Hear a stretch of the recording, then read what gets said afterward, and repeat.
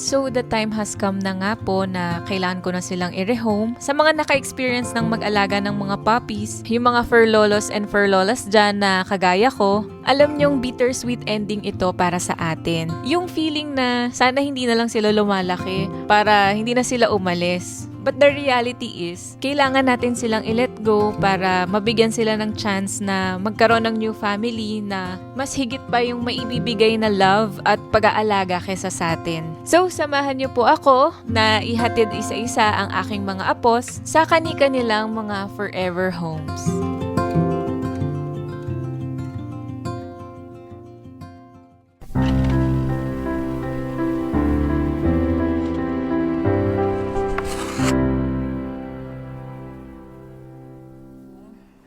Ayan, so today na po yung rehoming ni Ichan and nag-message na po yung kanyang future fur parents.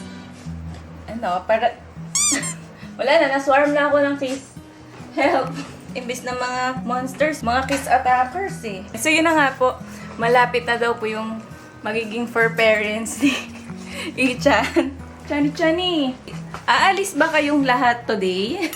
Hindi naman, di ba? Si Ichan lang. Papakabait ka dun, Bea. Nakakamiss yung ganito. Sama-sama tayo. Tapos yung nagkukumpulan kayo. Pag natutulog, patong-patong yung mga ulo sa katawan ng mga kapatid.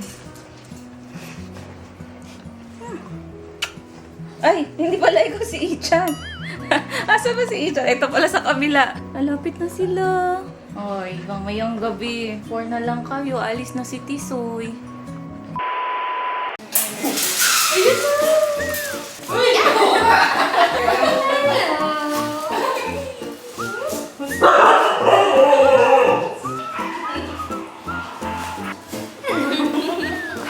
Ayan na si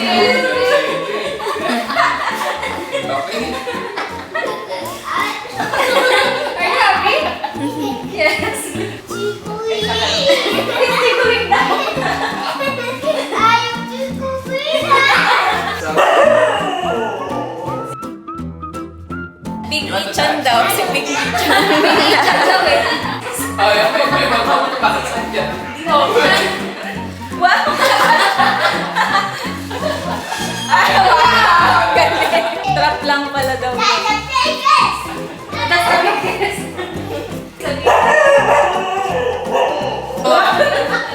Naliligas siya, naliligas! Naliligas! No!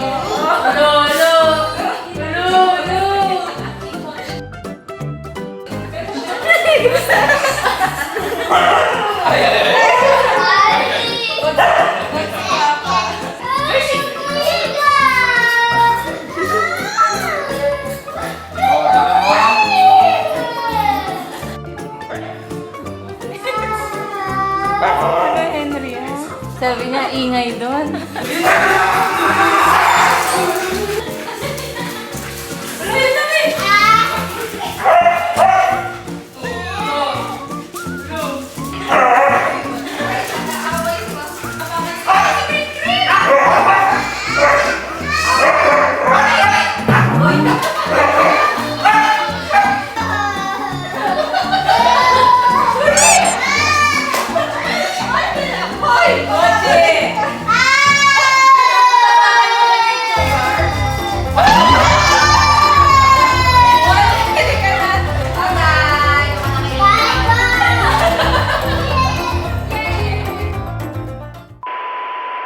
When we wake,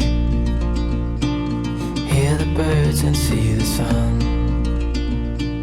Side by side our fears are done. Oh, the good times just begun.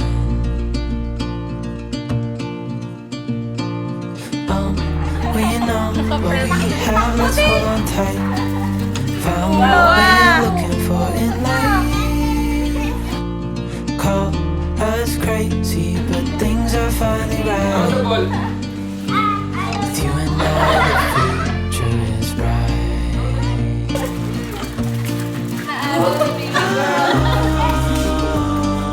You and I, we got it.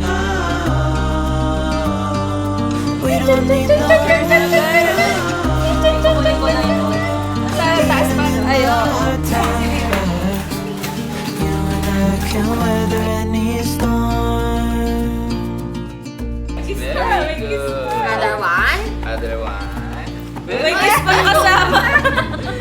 akin. Ay, siya din daw. Siya din. Ay, sorry. Ala, aligis. Kiss! Puwing ako? Hindi puwing talaga to. Bye-bye. Kiss na. Bye-bye. Babay ko kay Lola. Huwag na ganon. Napuwing ako ang hangin kasi dito sa amin. Mahangin sa amin eh. May puwing.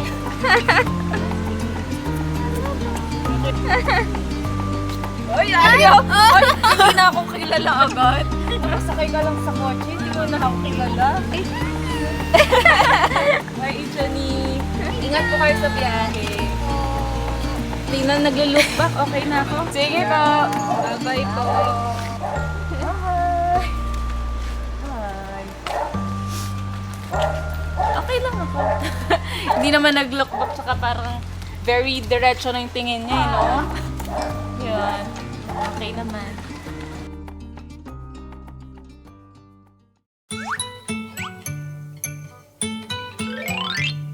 Hello.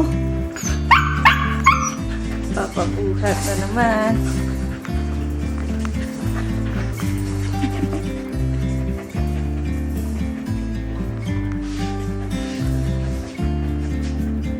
Uy, uy, uy. Ayan.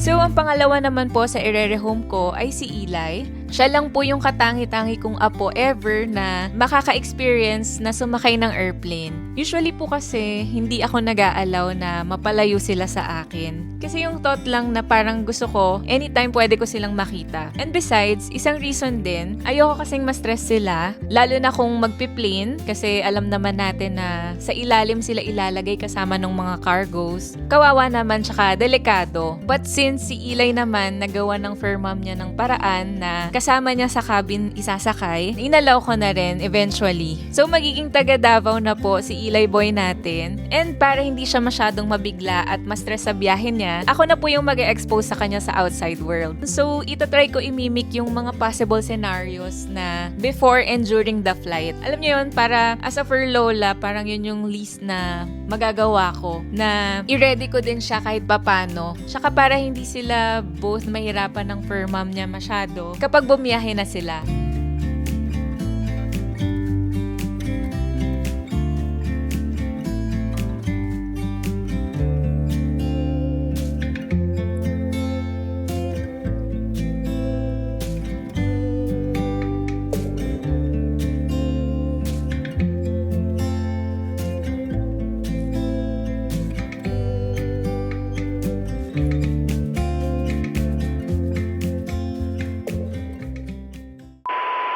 So, yun nga po. Today is the day na ng rehoming ni Eli. As usual, nandito na naman sa kanyang trono. Pero hindi pa po kami kaagad pupunta sa airport kasi naisip ko na better if makabond muna ni Eli yung fur parent niya before sila sasakay ng airplane. So, kaya naisip ko na sa mall na lang muna sila unang mag-meet. Tapos magbabanding sila doon siguro mga 2 to 3 hours. Then, saka namin sila ihahatid sa airport. First time ko maghahatid ng apo sa airport. And parang, I mean, normal naman na malulungkot ako, pero parang extra lungkot to, feeling ko kasi alam mong malayo kasi kailangan sumakay ng plane. Paalis na rin naman kami in a few minutes lang. Pinagpati ko lang din eh. Pasok, pasok, pasok. Actually, ito irere-home na rin tomorrow. Tsaka itong si Indy, sabay sila. So yun, in 2 days, limas ako ng 3 apo. So, ito na lang po si Isabella ang matitira. Baby girl, ikaw na lang matitira dito. Wala ka ng kabardagulan. Alis na ang mga boys. Bye-bye. Bye-bye. Naglaro-laro naman na kayo kanina eh. Bye-bye mga kapatid. Ang bigat mo, Eli. Okay na, bye-bye. Ang sus. Paalam kay Papa. Ay, nainis. Is na, bye-bye, bye-bye. Yan na. Yan na, bye-bye. Hello! Ay, bye-bye! Mamimiss mo yan! Ako! Ang bigat naman sa dibdib. Dito pa lang eh, no? At least di ko siya makikita. Sayang siya. Namawis-mawis na ang mata. Grabe, tinutulak na tayo. Layas na daw. Pinagtutulakan na tayo. Yakap-yakapin na to. Kasi hindi na kita malalambing-lambing. Mama mo na magaganto sa'yo. Alalay na lang ako mamaya. Nakakahiya naman kasi pagka yakap-yakap ko siya. Alam naman hindi yung mama niya yung yayakap-yakap. Ako na lang mahawa ko. Low-key na lang tayo mamaya, ha? Kasi dapat kayo ang banding para di siya mahirapan dun sa'yo sa airport.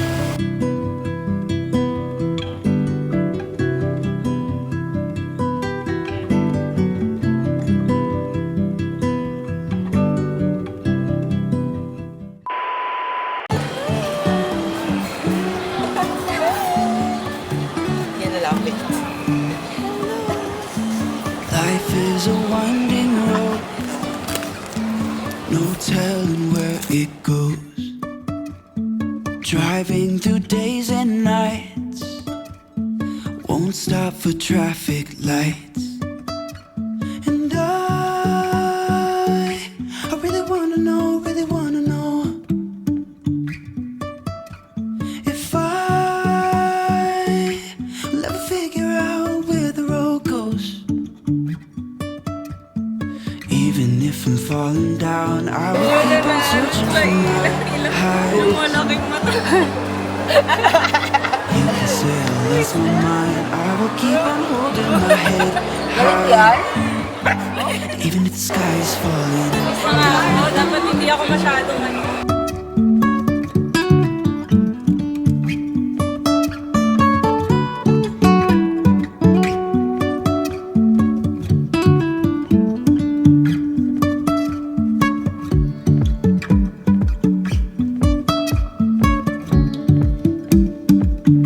Close na daw sila. Dapat lang, maging close na kayo. Ang lapit na ng flight. Hindi, wag. Wag. Layo ka sa akin, layo. Doon ka mag... Doon ka gumano. Ilaan mo na. Last na rin. Parang nga hindi din ako maiyak. Pinutula ko siya. Sabi ko ba naman, hindi na ako makakaganto-ganto sa kanya. Hindi wala pwede pa.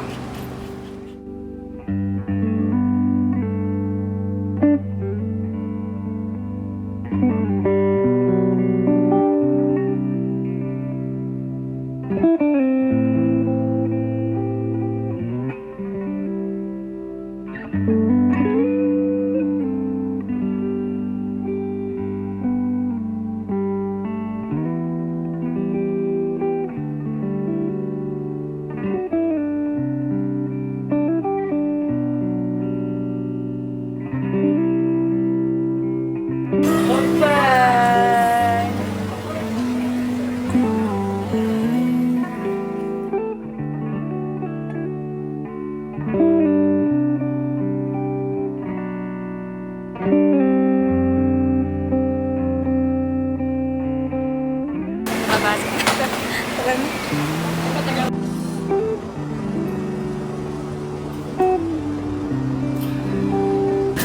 May dalawa pa bukas.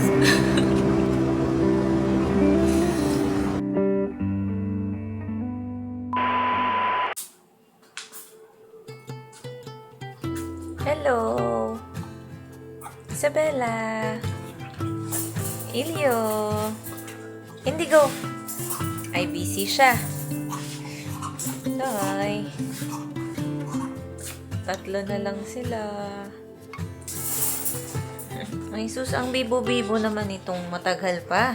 Parang kanina lang kasama natin si Eli. Mga be, kiss nyo na lang ako, ha? Kiss, sabi ko, hindi sa bunot. Isabella. Ala ka. Isabel. Ay. Wala, ando na siya. Nasa airplane na. Lumipad na si Eli. Bali po ngayon, isang cage na lang yung ginagamit namin sa kanilang tatlo. Kasi, Sabi ni Ate Angela kanina, umiiyak daw yung isa kapag mag-isa lang sa cage. So, mas gusto nila may kasama pa din.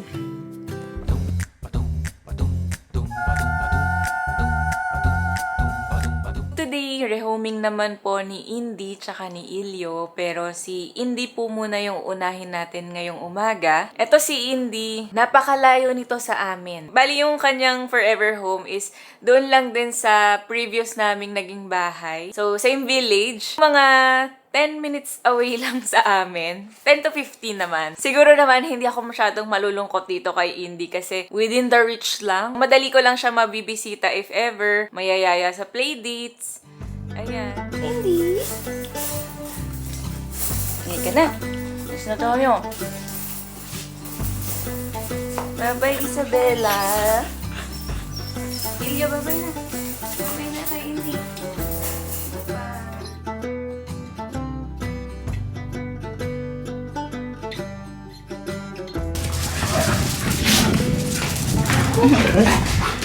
Uy, si Papa.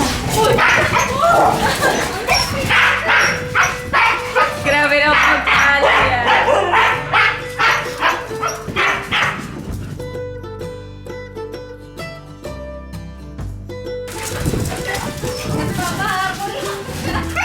Hoy,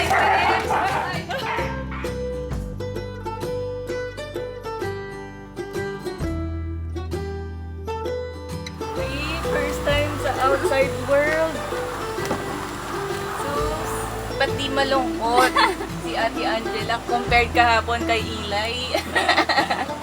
Dalaw-dalawin mo kami dito, ah. Oo nga eh. Diyan lang sa playground. Oo. Dito kayo mag-walking, ha? Saya, ang lapit lang. Oo. Dapat lahat malapit.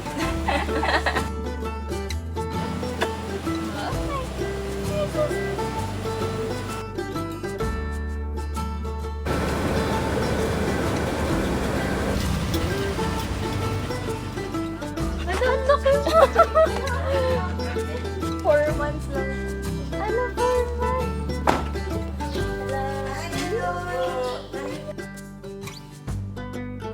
Nag-relax na. Hello! Yan o, siya yung makakatabi mo. Ano?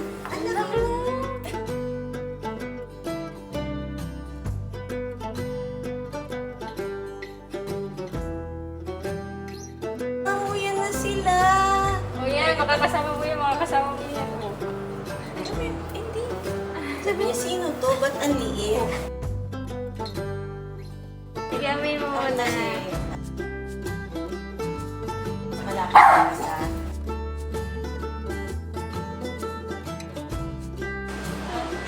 O, siya din. O, mag-sit ka muna. Sit ka muna.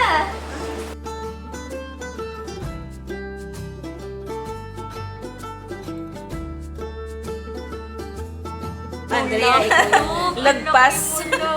Lagpas ka sa lapit. Eh, nag-smile na.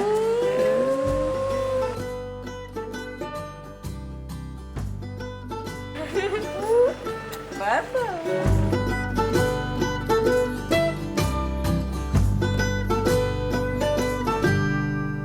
Wow! Ang saya. Hindi siya mabigat sa dibdib. Ito lang ata yung rehoming na hindi ako naluhaman lang.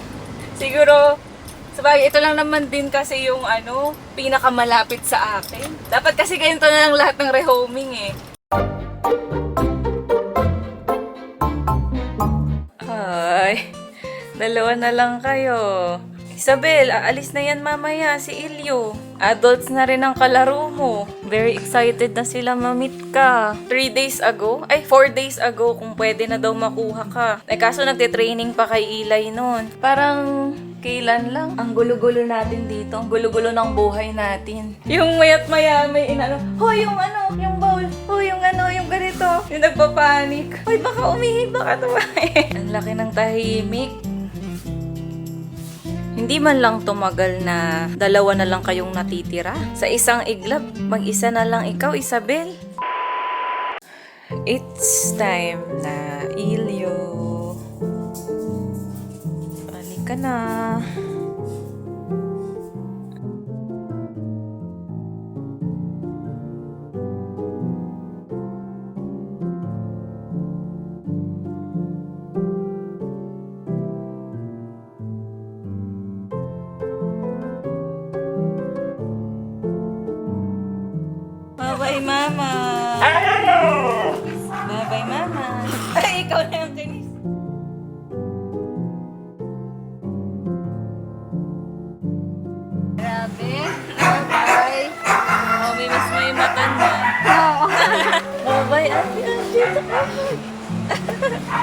Sana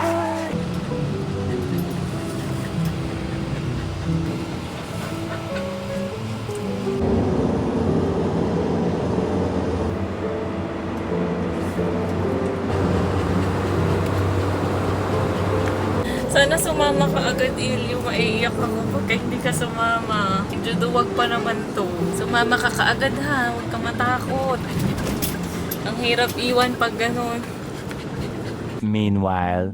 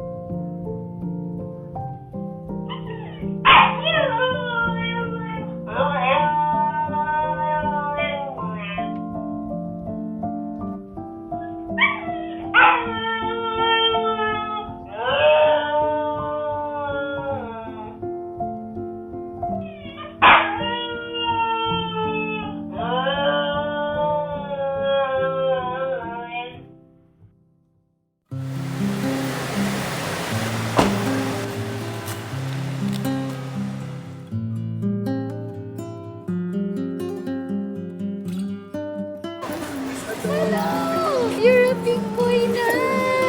Hello! Hi! Hello! First time po kasi sa ano. Hi! Say hi!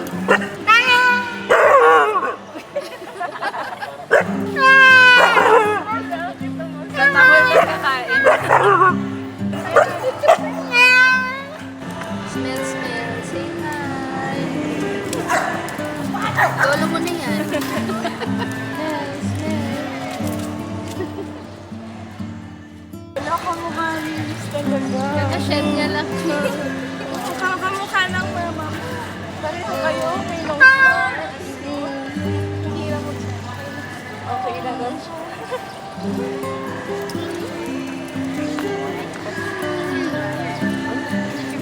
Kasi talaga ako.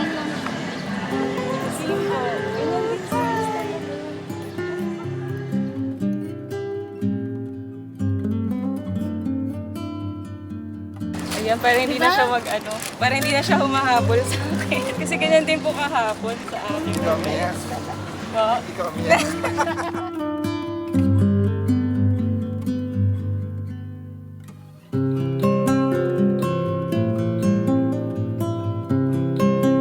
Baka bait ka dun at magkasundo kayo. At magkasundo kayo ni Kuya ba yan o Lolo? Lolo Cooper. Wow.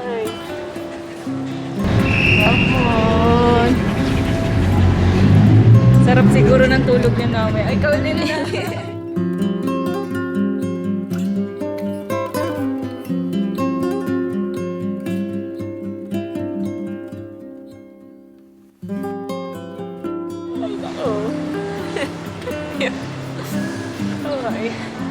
Wala na talaga. Isa na lang. Tapos biglang pumunta sila dito.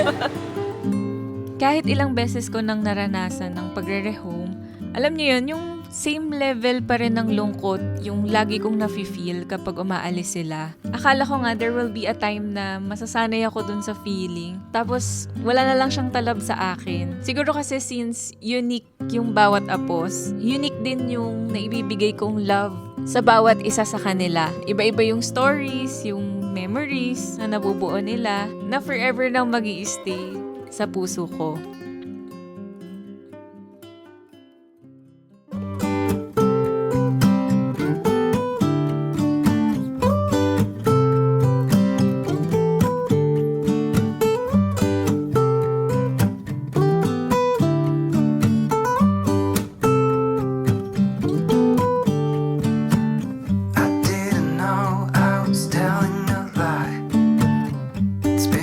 someday for sure. How could I resist your smile? Can we move on as before? I could wait for 1,000 years, but it won't do us any good. Will you bet if you get the chance? I know I surely would. When you're away, there's a hole in my heart. Feels like a deja vu. So come back soon, you are my missing part. I know that you'll be you, 'cause you're my sweetheart. When you're around, I feel the sparks takes me higher, sweetheart. Let me be close to you forever, never, darling. You're my sweetheart.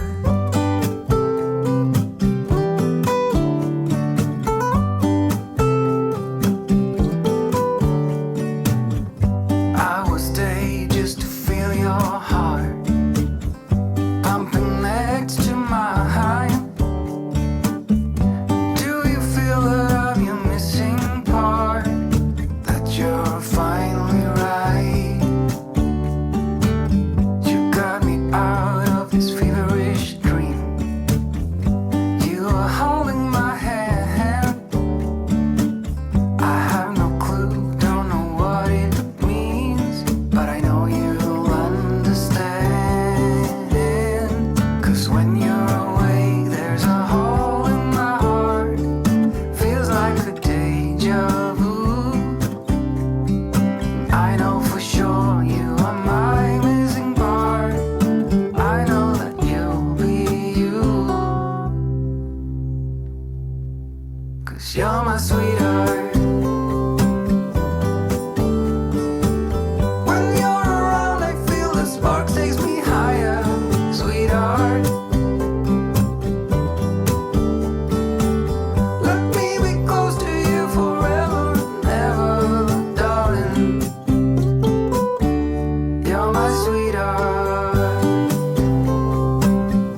You're my sweetheart. You're my sweetheart. Sweetheart. You're my sweetheart.